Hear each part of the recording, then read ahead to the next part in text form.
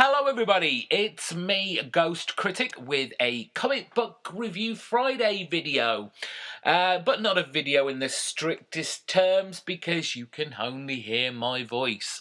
Yes, I'm afraid I am treating a rather nasty eye infection and I don't look too pretty, so I didn't want to inflict that sight on you people out there. So instead you will just hear my voice, so it's a kind of podcast in the truest sense of the word, and I will so you've got something to look at. The covers of the comic books I am going to be talking about this week on the screen if you so wish to look at that, or you can just have my voice on in the background while you get on with other things. I have a series of fantastic books this week. There's no Batman Eternal to diss and get disappointed with because it's all over, at least for now, I guess. So instead, there is ne'er a Marvel or DC mainstream comic to be seen. It is all about the independents this week, and they just pretty much show everyone else up, I'm afraid. I've got to put these in some sort of order. I usually put it from, worst to best, but there isn't really a worst this week, but I've got to start somewhere. And I'm going to start with issue 2 of The Surface. The Surface is written by Alice Cott, drawn by Langdon Foss, and coloured by the amazing, prolific Jordie Bellaire. I have problems with this book. And it's not to say that it's not very good, because there are some decent things going on here, and it certainly looks very interesting and kind of colourful, because it's got the great Jordie Bellaire on it. But when you're first page and you read Trouble in Paradise, what are we really getting at here? By the end of reading this issue, I kind of feel the same way. I don't really know what Alice Cott is really up to here. And these kind of books always make me feel like, well, makes me feel like an idiot, really. Like I'm missing something. Like this is too intelligent for me. Our trio of main characters have made it to this kind of what was a kind of urban myth of the surface, which is meant to be the real world. Everyone else is living in this kind of structured, socially networked, but to the extreme world. While here in the surface, as you can see as you read through this issue, it's very kind of psychedelic, it's kind of drug induced. Everyone gets they do all get loved up.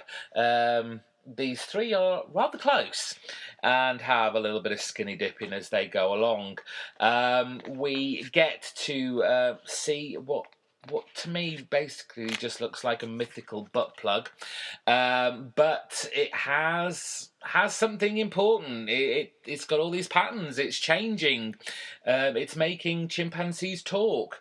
I have problems with the narration in here. Again, I feel it's trying to be a little bit too clever. Who is talking? What are they actually wanting us to say? And then after all these kind of big, maybe ideas that I don't get, it goes back to an incredible basic storyline where one of our main characters, Mark, has basically misled his friends and betrayed them. He has always been shown in the first issue as being quite a rebellious character, didn't like his dad, did everything his dad didn't want him to do. But what he's actually done is led his father purposefully to the surface. And obviously Daddy Dearest isn't going to use the surface in a very kind of altruistic way, I wouldn't have thought. And it's just Mark wanted to impress Daddy. And that bit kind of let me down somewhat with this issue. I've told my comic book guy to, pick me up the first 3. Something's going to have to happen in issue 3 for me to go, okay, I get what's going on here now. I will move with this book and see where Alice Cott takes me with it. However, right now, unless issue 3 really does that for me in spades, this is gone. It's nice to look at. The story just has two bigger concepts and then two obvious concepts. So that's the surface. Next book on my list, another. They're all Image apart from one, so let's stop saying it's an Image book. It's Joshua Williamson's Birthright, issue number 6. Now, I always feel Birthright is kind of let down with its covers. They are very plain. They don't exactly jump off the stands very well. They make it look like a kind of boys' adventure story. However, it is anything but inside, because here we have our grown-up Mikey having a rather horrendous nightmare. Fantastically drawn by Andre Bresson, Adriana Lucas on colours. We have this 2-page hellish splash with our evil overlord mocking, I guess, Mikey, who we know is kind of possessed by this evil overlord. But, you know, the rest of it was, I want to say the word cute in some respects. It kind of goes in two places. Again, this is very much about the family. We have our two brothers who are on the run, killing off these wizards as they go, who we all know are actually the good guys. And the brother, Mikey, all now grown up and battle-weary, is, I guess you could call him the baddie, because he is possessed and he is killing the guys who should be saving Earth. But we have this nice kind of bonding session between the two brothers as they are walking through the wilderness. Though Mikey's brother, I forget his name now. Oh, bother. Oh, it doesn't matter. Mikey's brother, you know, he sees his big brother now doing some quite violent and horrendous things, not least killing a great giant grizzly bear in front of his eyes. But they are bonding, they are coming together. Hopefully we will see the other brother's eyes opening a bit more and realising what really is going on here. The other half of the book is the mother and the father, who are finding, you know, some common ground almost now, as the father has been taken into prison once again. And they just want to know where the two brothers are. It was a serviceable enough story this week. There wasn't a great deal going on. It was very character driven, but I'm still very much enjoying this. I just wish they'd be a bit more inventive, or, you know, are exciting with their covers. There are some great character designs in here, especially with these kind of wizards that are actually trying to save our Earth from this fantasy land breaking through. So yes, that's all really I've got to say about Birthright this week. Moving on to issue 27 of Saga, another quite trippy story. Yes, Saga does its usual shocking or surprising first page. As we have Marco and Alana. Well, they're having sex. What else can we say? Marco's trying to have sex with a heavily pregnant Alana. Alana, quite amusingly, being her brash, strong, independent type woman who just wants to feel sexy while she's pregnant, and wants Marco to, you know, playfully slap her around a bit. But Marco can't do this. It's a very strange kind of first few pages, and you feel like you're in a flashback scenario kind of deal until Alana starts morphing into something a little bit strange. Then a demon bursts out of her stomach, and we realise this is Marco in his drug-addled state that we left him in the last issue. However, this is apparently a bad batch of the fadeaway drug that both him and Miss Yuma has taken.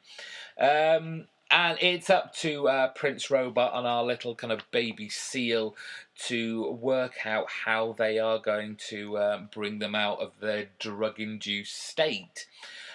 So we have lots of kind of flashbacks of Marco's life, him as a soldier, him as a little boy being punished by his father for beating up a little girl, basically, when he was a little boy. And these all kind of meld into each other until they find a cure or some medication to bring both of them out of this bad trip, so to speak. But for Marco, it's been kind of an experience, a learning experience, if anything, and has made him stronger and has made him more determined to get back his daughter and his wife. So, apart from that, there wasn't a great deal that happened here. I think it's treading again with the whole, yes, we realise this is about a family, and this is the stuff that families go through. I just want something. I don't know what it is. Saga has been doing that thing where it's starting to gradually get good again, and I just feel this issue is coasting a little. I think maybe Brian K. Vaughan doesn't have enough of an actual story to make this a saga in that way, and so he's stretching out certain elements that really editing. That's all I can say. Someone who didn't need editing for a change this week was Kurt Busiek. Astro City 22 came out this week, and I absolutely love this issue. I always prefer it when Kurt does these one-and-done stories rather than his kind of 3 or 4 issue story arcs, because he just has that way of telling a great story with a start, a middle, and an end, and do it concisely, and it just doesn't, nothing's wasted, nothing's overtold, nothing, you don't feel like you've missed out on anything. I do get the impression as I read the last kind of, especially the last story, and again with this certain story, that is kind of Kurt Busiek trying to tell us something about his own life, because we have all these stories about retired or retiring superheroes, and I just wonder if this is kind of maybe Kurt Busiek's swan song series, maybe, for Astro City.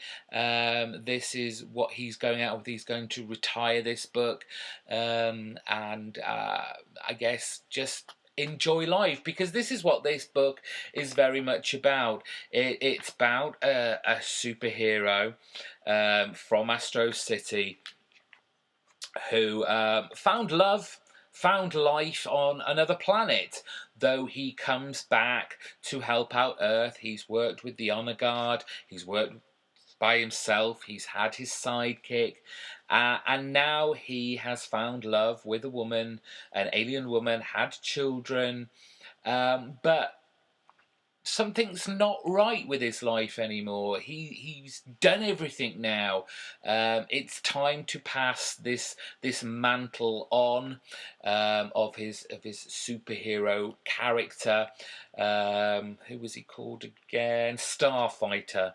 And you just get this very kind of subdued, not subdued, that doesn't make it sound right, but this very mellow story, about an old man now looking back on his life, feeling that there's still stuff left to do, but there isn't. He just needs to pass on his power now to the next starfighter, so he can relax, he can lay back and just, as the last line of this issue says, enjoy the day. I did really enjoy this comic. Kurt Busiek gets to work with Jesus Marino again. He's worked with him in Avengers Forever, and they've done some Superman work together. And it is a nice looking, very Astro City-ish, I have to say, style of comic book art. And I really did have I don't know, it's not a nasty word, not a horrible word to say, but I had a nice time with it. Moving on this time to issue number 4 of Matt Fraction and Christian Ward's Odyssey. And just Christian Ward, what an artist. This book is gorgeous to look at. It is it's fantastic that Christian does both the art and the colours for this. He has a unique vision for this book, regardless of the kind of the gender bending characters of Matt Fraction's Homer's Odyssey take. Just that the psychedelic kind of acid trip characterizations of all the people within this book is just fantastic. I gazed and looked on this book for quite some time. We left Odyssey and her, well, what was left of her army, still sliding about in the bloody pits of this horrific cyclopic woman who, gigantic monster, trying to figure out a way to escape. And while it may seem quite horrific and disgusting, they have to use the bones of their fallen army soldier mates to create a ladder out of the pits. It's quite macabre, but you know, it kind of makes sense, and you do what you have to do. We still have this idea of, you know, the gods messing with them and just kind of pushing Odysseus' group of female warriors around, but just some great stuff going on here. I just can't stop talking about the art. I'm looking at the book now, and it's just page after page of glorious colour, of action, of imagination, however macabre, however horrific. This is just a fantastic book. Great stuff. Next is a firm favourite of mine. I can't make it pick of the week every time it comes out. It is, of course, 5 Ghosts, Frank Barbiere and Chris Monaghan's gorgeous homage, I guess, to the action-adventure pulp fiction of the 60s and 70s. This 5-issue story arc, Monsters and Men, using the horror genre, the kind of Hammer horror, EC Comics kind of vibe to it. I'm guessing, I mean, it's gorgeous as ever. I'm not going to say anything against that. The story, we have Fabian having been captured by our mad scientist while still in his kind of vampiric state after being taken over by Dracula. and being basically experimented on for the Dreamstones.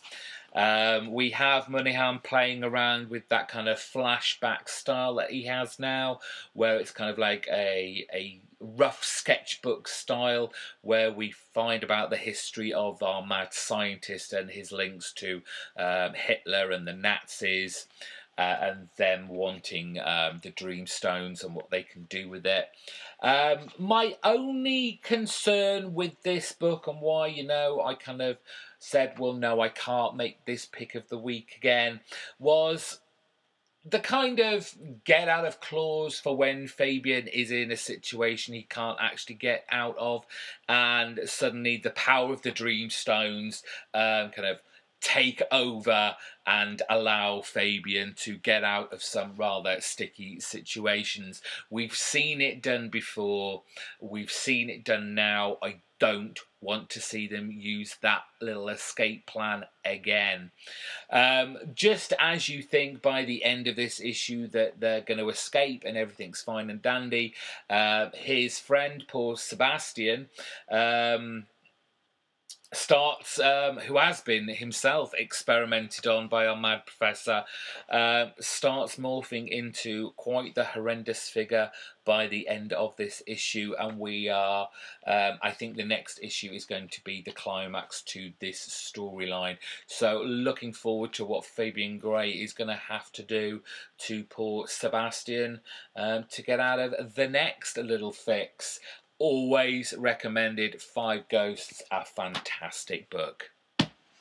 So we're on to our last comic for this portion of the Friday comic book review video. Straight after this will be my pick of the week, but just narrowly missing out, I have for you issue 2 of Jeff Lemire and Dustin Jurgens' Descender, and it was a tough battle. If I could pick 2 books for my pick of the week, it would have been this and my pick of the week, because it's bold, it's beautiful, but at the same time, Jeff Lemire and Dustin are being incredibly brutal as well.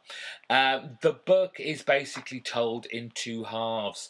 We have, and it's all to do with Tim 21, this robotic child boy who has awoken in the present, and everyone around him is dead. And a ship has just landed, and they are these kind of space pirate robot hunting scrappers. So already Tim's life, if you could call it a life, doesn't look too healthy. Now, on the flip side, we get a great origin story for Tim 21, and we see his connection to a character that we saw in the first issue. What was the guy's name? Jin Kwan, that was it. Who has actually made this young boy. And it's very strange that he's used him, built him for a family who already has a child, and he's shipping him off to this mining colony, which is why he is where he is now. And as I said in the last issue when I made it my pick of the week, there is this kind of is it Steven Spielberg? I think it is. The AI with Jude Law and Joel Osment, whatever the guy is, the kid who used to see ghosts. It's got that very that feel to it in the origin story of this issue, but it's just so beautifully done. It shouldn't be, but it's kind of strange to see a kind of sci-fi space story done in this kind of very painted style. I've got a feeling this is Jeff Lemire's influence on Dustin, because it is kind of a more polished Jeff Lemire art style, but by the end of this issue, quite a stunning turn of events, and you do have to wonder if you're going to see Tim 21 in future issues. Although he puts up quite a fight with the Scrappers, is his end inevitable, I wonder? But just a fantastic. I am totally immersed in this this comic book universe that Lemire and Dustin have created. Just a great cover as well. Very standing. It stood out a great deal on the shelves. So I would suggest, yes, go pick up Descender. That's it for this video. I'll be doing my pick of the week video straight after this. Thank you for listening this week. Hopefully I'll be back in front of the camera by the beginning of next week. Until then, thank you for listening and getting this far. Subscribe if this is your first time here. Give me a big thumbs up if you like this video, and down in the comment section let me know what you read, what you thought of what you read. Did you read what I read? What did you think of it all? Have a conversation with me. I will reply as soon as I can. Until next time, thank you for watching, thank you for listening, goodbye.